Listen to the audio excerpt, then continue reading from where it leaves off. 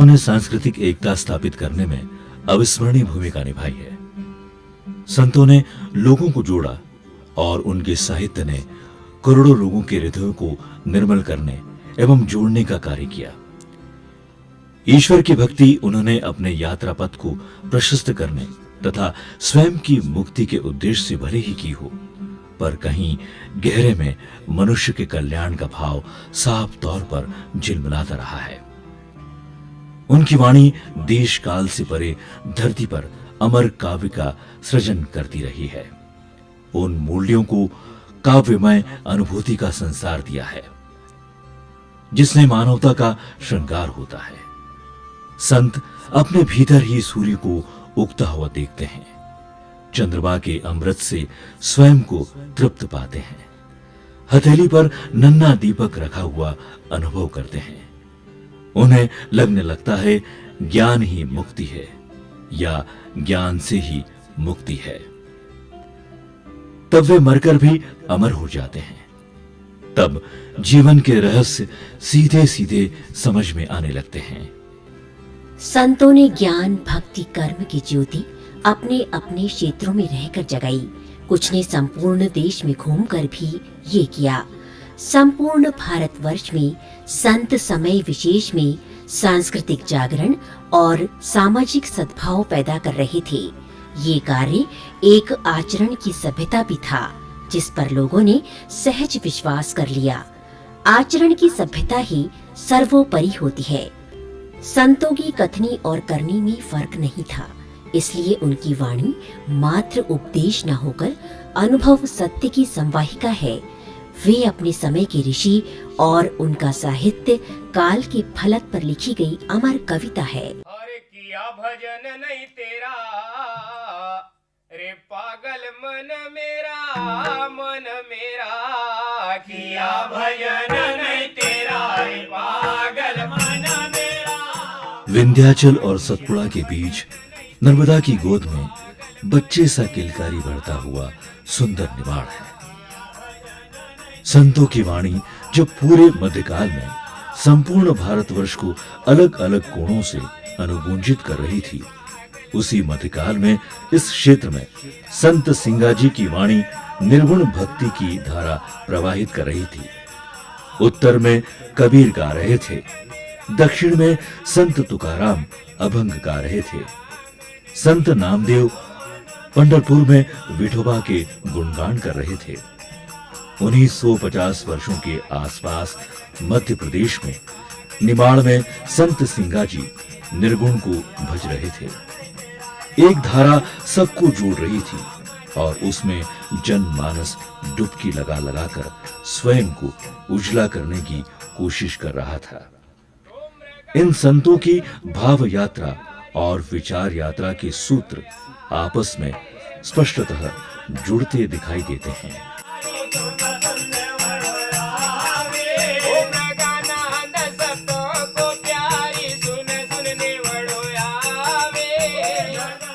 जिस समय सिंगाजी हुए थे उस समय संपूर्ण भारत में भक्ति की चांदनी छिटकी हुई थी। निमाड़ अंचल में सन 1400 से लेकर 1600 तक फारूकी राजाओं का शासन था। बुरहानपुर और असीरगढ़ का किला राजनीतिक गतिविधियों के केंद्र थे। इन शासकों का प्रभुत्व और शासन बड़वानी तक था। इसी निमाड़ क्षेत्र, जिसे आज पश्चिम निमाड़ कहा जाता है, में सिंगाजी का जन्म हुआ था। सिंगाजी का कर्म क्षेत्र भी निमाड़ ही रहा है। सिंगाजी का जन्म हस्तलिखित परचुरी के आधार पर वर्तमान बड़वानी जिले के ग्राम खजूरी में बैसाख सुदी नवमी बुधवार संवत 1576 यानी सन 1511 में हुआ था। पिता भीमाजी तथा माता गौरा देवी थीं। वे जाति के गवली थे। गवली जाति पशुपालक होती है। सिंगाजी भी बचपन में भैंसे चराने का काम करते थे। एक व्यक्ति के कार्यों से दुखित होकर उन्होंने अपने माता पिता को ग्राम खजूरी छोड़ने की सलाह दी। अपने सामान तथा 300 भैंसे 500 गायों के साथ खंडवा जिले की तहसील हरसूद में जाकर बस गए। माता मानो हमारी माता खजोरिया पुचोड़ी चलाओ माता मानो हमारी माता खजोरिया पुचोड़ी चलाओ। ओ माता खजोरी नगर में अपना सतरु गहनाओ माता खजोरी नगर में अपना सतरु गहनाओ। ओ माता खजोरी नगर में अपना सतरु गहनाओ माता नगर खजोरी में अपना सतरु गहनाओ।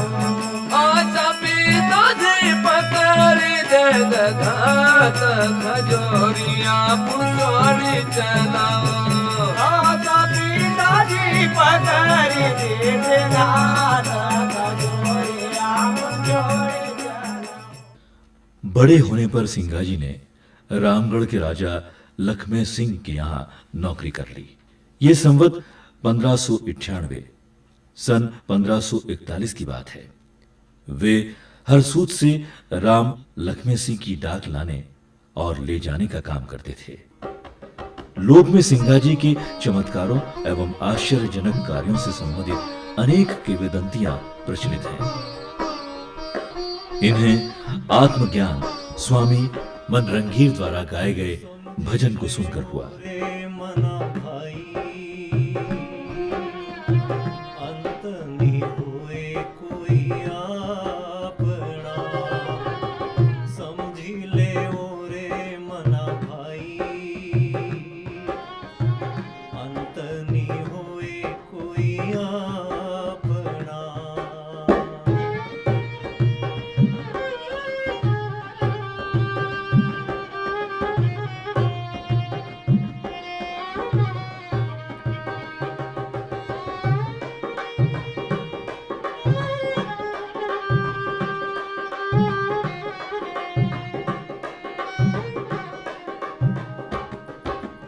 आप निरंजन निर्गुणा सगुण तट पर ठाड़ा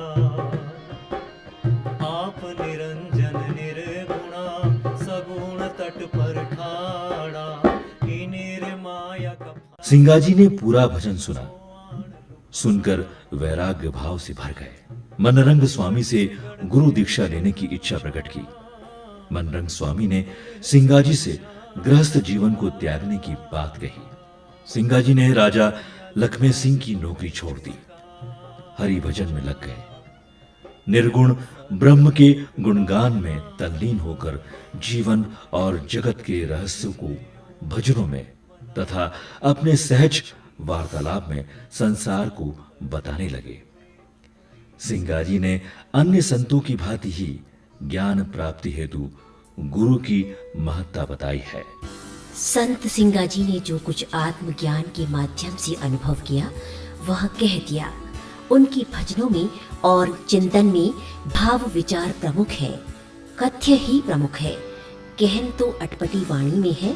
संत सिंगाजी ने अपने अनुभव को साखी, भजन, दृढ़ उपदेश, आत्मध्यान, दोष बोध, नरद, शरद, देश की वाणी, बाणावली, 7 वार, 15 तिथि, 12 मासी आदि के द्वारा अभिव्यक्त किया है।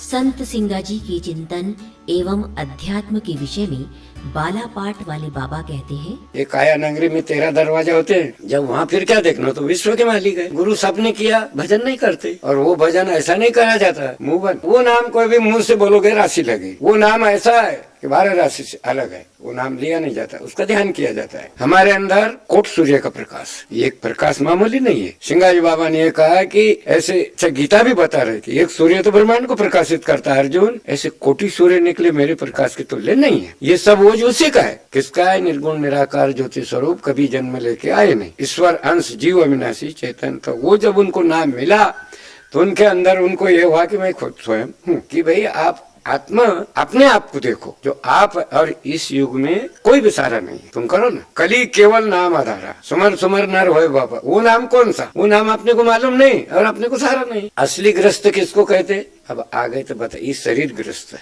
ये हमारा साधन है। खेत बाड़ी बाल बच्चे नौकरी ये पालना ये हमारा साधन है। ये माया नहीं है, ये तो उसने भगवान ने दिया कि जाओ तुम मनुष्य तन, तो तुमको सब साधन दे रहा हूं, तुमको सब साधन दिया पर भजन करो।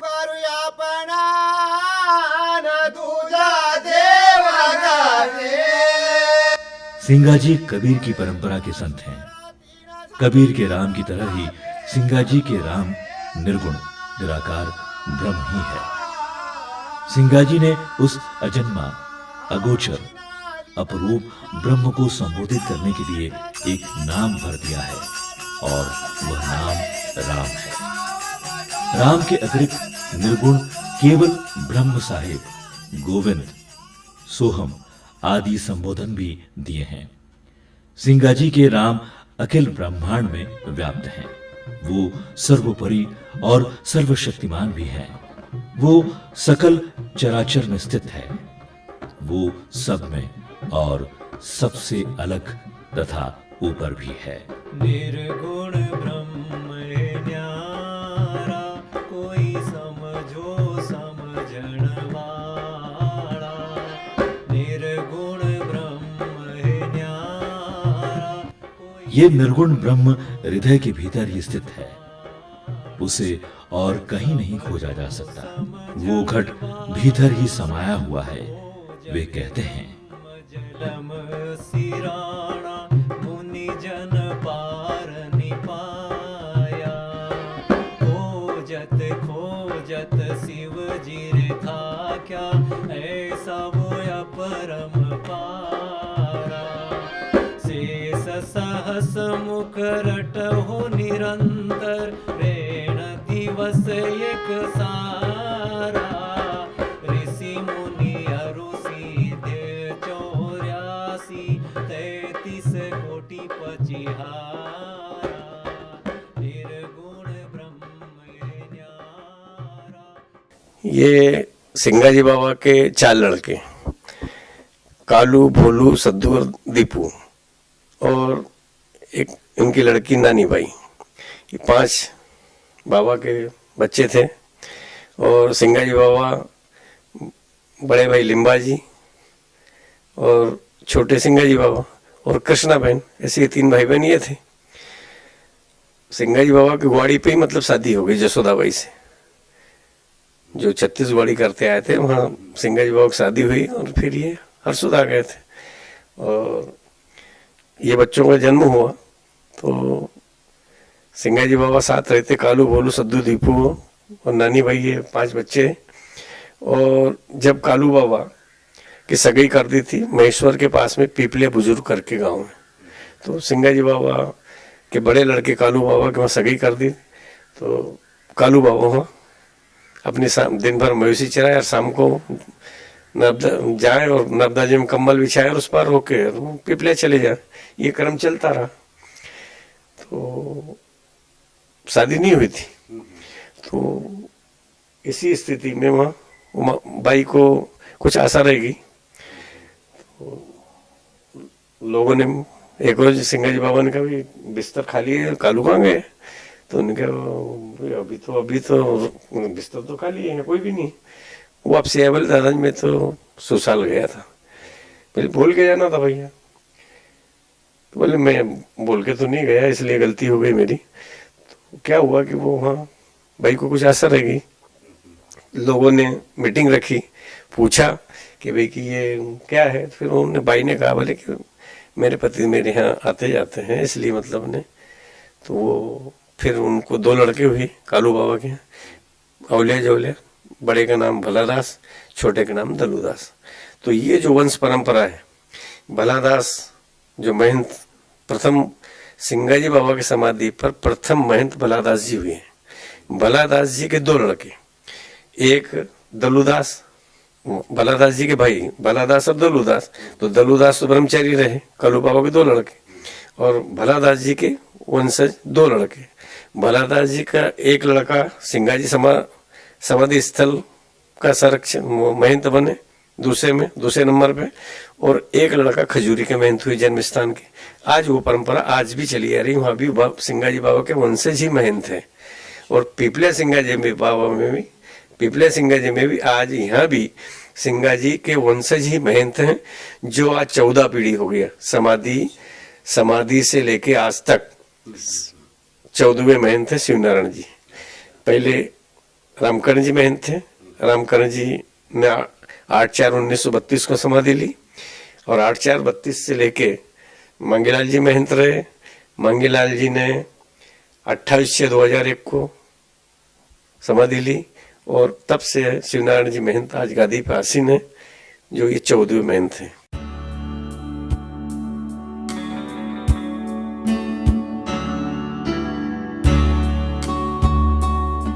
ईश्वर एक ही है। सिंगा जी ने बहुदेववाद का विरोध किया है। उनका मत है कि एक ही बूंद की सारी रचना है, एक ही शक्ति से संपूर्ण संसार का सृजन हुआ है। जीव और ब्रह्म दो नहीं, एक ही है। ये संसार अंत में उसी ब्रह्म में लय हो जाता है। संसार माया का जाल है, इससे पार पाकर ही ईश्वर की प्राप्ति संभव है। उत्पत्ति, पालन और लय का केंद्र वही ब्रह्म है। वह न मंदिर में है न मस्जिद में, वह सब खट माही समाया हुआ है।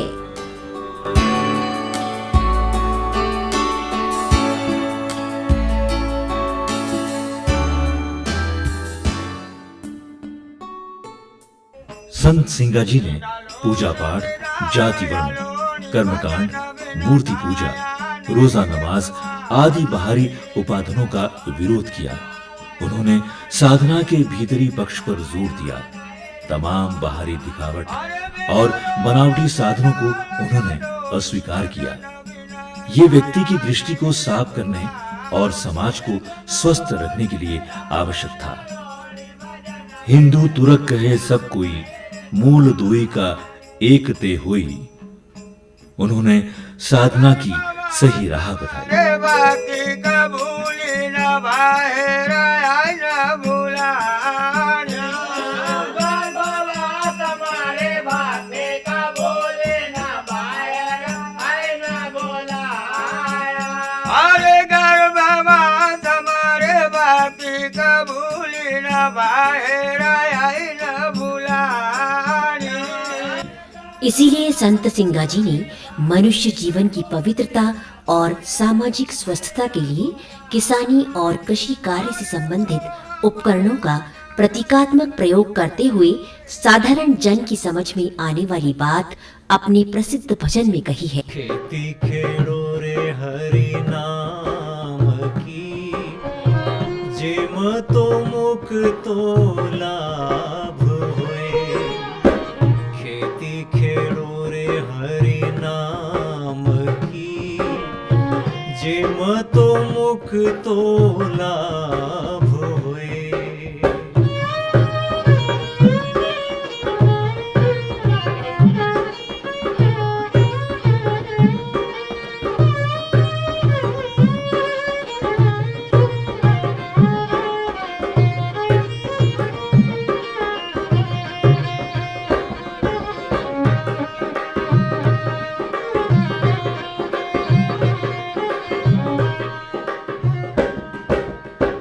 पाप का पलवा कटाव जो, काटी न बाहिर राण जो।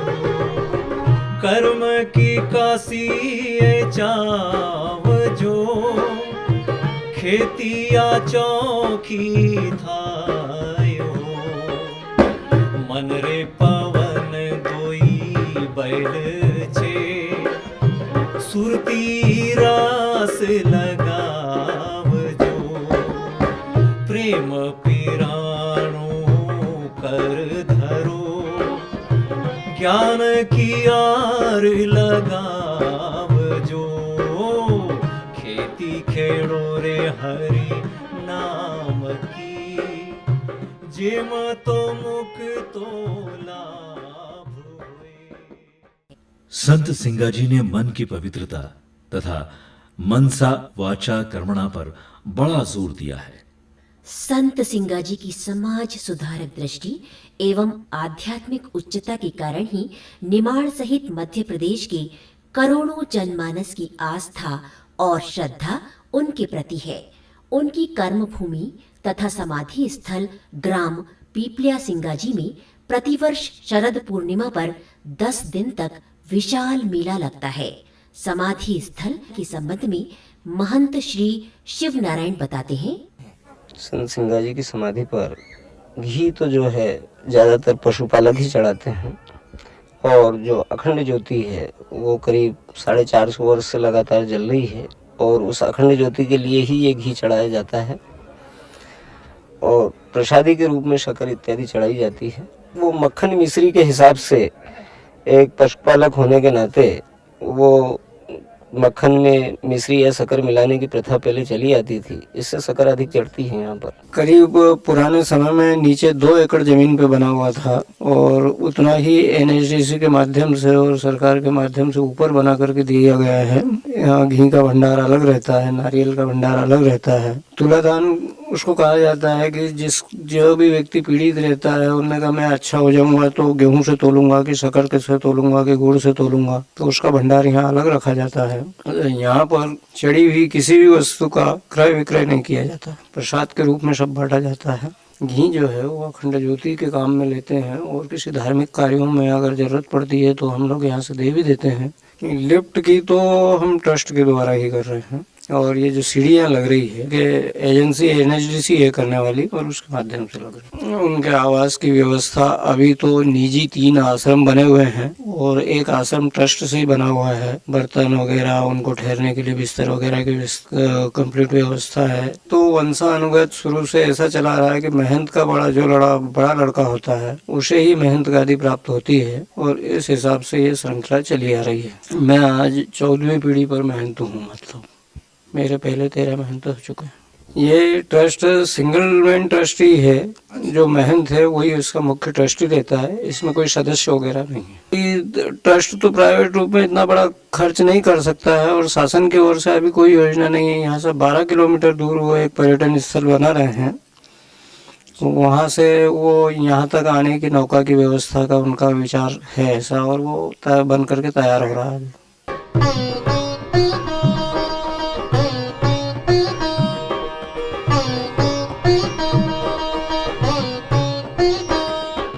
घड़ी दोई घड़ी हूँ करूँ बीनती, बेगा तो सुनो पुकारो। आप गुरु जी मारा उपकारी, अवगुण जीत निधारो। अब तो जलम सुधारो गुरु जी, अब तो जलम सुधारो।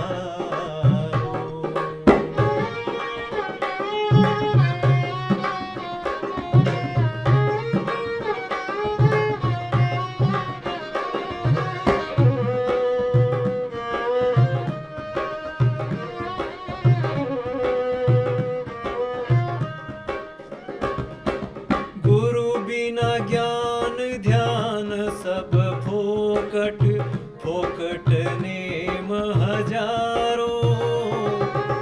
बैकुंठ सी तो पाछा फिरी आया, सुखदेव नारद प्यारो।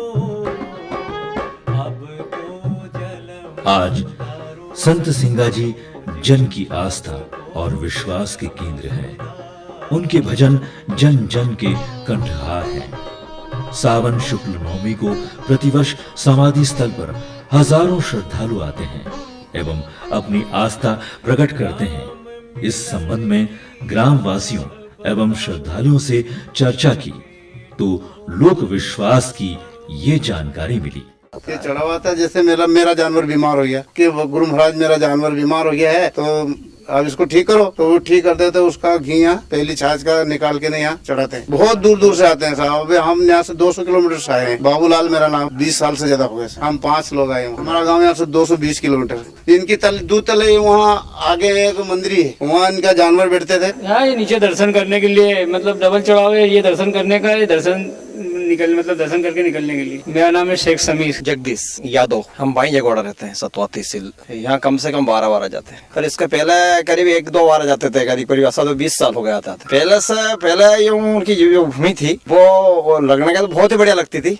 पर इसके बाद में गुरु महाराज की इसी कृपा हुई, ये जलाशय जो हो गया, नर्मदा जी का जो स्थान हो गया, इससे बहुत ही बढ़िया लग रहा है, बहुत अच्छा लगता है। मतलब एक पर्यटन स्थल जैसा लगता है, बहुत जैसा सीढ़ी रामदेव जी बाबा जाते हैं, सांवरिया सेठ जाते हैं, ऐसा तीर्थ स्थल जैसे लग जाते हैं इस स्थान। ये अच्छा बढ़िया ये फूलवास का गार्डन बन जाए, तीर्थ यात्रियों के लिए बढ़िया व्यवस्था हो जाए। ये जो स्थान जो है सिंगाजी महाराज का, इसमें और भी बहुत बढ़िया सुंदरता लग जाए। मतलब मान लो कि कुछ मार्बल वगैरह और साइड पूरी तरीका से, तो बहुत अच्छा लगता है। मोजीलाल उनासा। काफी दिन हो गए सब, हमेशा आते हैं हम, साल भर में 2-4 चक्कर आ जा सकते। मेरा नाम मुकेश यादव है, मैं प्रॉपर सिंगाजी रहता हूँ। पहले में और अभी में ये अंतर है कि अभी आप देख लो कि पानी जो भरा हुआ है, उस टाइम इतना पानी नहीं था जितना पानी आपको दिख रहा है। इस पानी से यहाँ की और सुंदरता थोड़ी बढ़ गई है, क्योंकि जो बाहर से लोग आते हैं उनको अच्छा लगता है पानी देख के, मतलब एक आकर्षण का केंद्र बन गया ये। हाँ, वैसे क्या है कि अभी अभी ये डेवलप हो रहा है, थोड़ा टाइम लगेगा उसमें। जैसे ये साइड से जो वृक्ष लगाए हैं,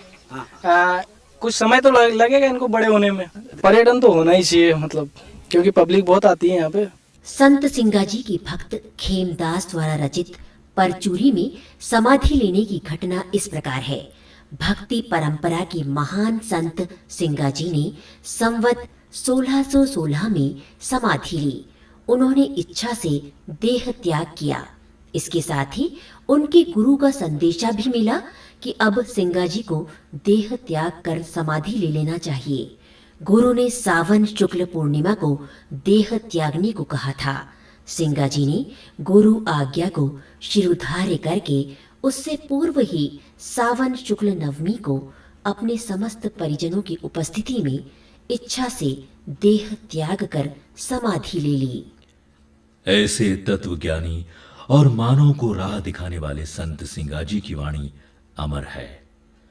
सिंगाजी के भजनों में जीवन के अबुझ रहस्यों का खुलासा हुआ है। उन्होंने मनुष्य जन्म के उद्देश्य को पहचाना है तथा जीवन की भीतरी शक्ति से सीधे साक्षात्कार किया है। अनेक क्षेत्रों के बहुरंगी अनुभवों का हवाला देते हुए सिंगाजी मनुष्य को उसके अंतिम लक्ष्य की ओर उन्मुख करते हैं। संयम, नियम, नीति और सदाचरण की बात वे मनुष्य जीवन के संदर्भ और उसके लक्ष्य के प्रति तो करते ही हैं, इसके साथ ही व्यक्ति के सामाजिक सरोकार का भी तलस्पर्श करते हैं। व्यक्ति की मुक्ति की कामना वे समाज के व्यापक स्वस्थ संदर्भों में ही करते हैं। निमाड़ी भाषा के संत की हम आरती उतारे। आरती साहेब तेरे के साविदा की जय। तारा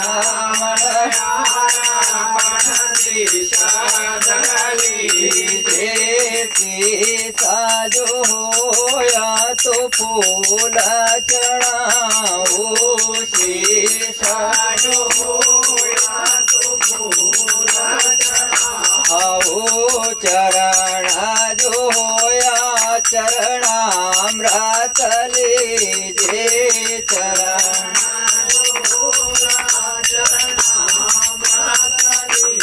जय आरती सायब तेरे के साविद की जय।